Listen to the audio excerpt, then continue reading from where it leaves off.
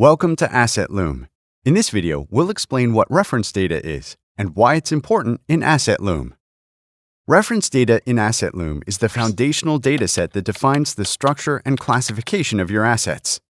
It acts as the building blocks that support all other modules. In simple terms, it's the information that makes your assets organized, trackable, and manageable.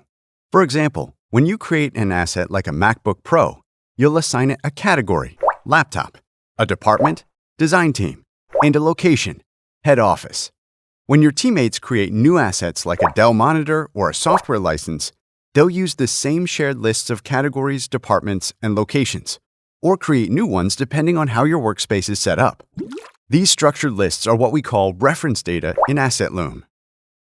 Setting up reference data first gives you consistency, accuracy, efficiency, scalability. Without reference data, asset information can become inconsistent, hard to track, and difficult to report. Here are a few examples of reference data you'll typically set up first. Categories. Define the types of assets your company manages, like laptops, desktops, printers, or scanners. Departments. Show which teams own or use the assets, like IT, sales, design, finance, or HR. Asset models. Specify detailed model information for each type of asset, such as MacBook Pro 16-inch or Lenovo ThinkPad T14. Other reference data fields can be set up later as needed. Asset tags. Each asset gets a unique identifier. Manufacturers.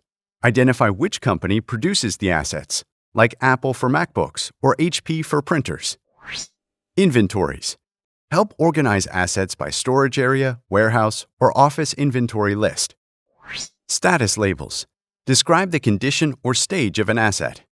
For example, in use, under repair, retired. Status types. Group related status labels under broader categories, like available, unavailable, disposed. Locations. This tells you where assets are located or stored, like an office, warehouse, or employee desk. Suppliers. The companies from whom you purchase your assets, like Dell for laptops or Microsoft for software.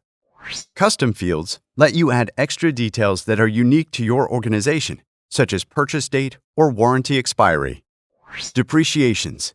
Define how asset value decreases over time based on your company's accounting rules. When you first log into AssetLoom, you'll see the Get Started page.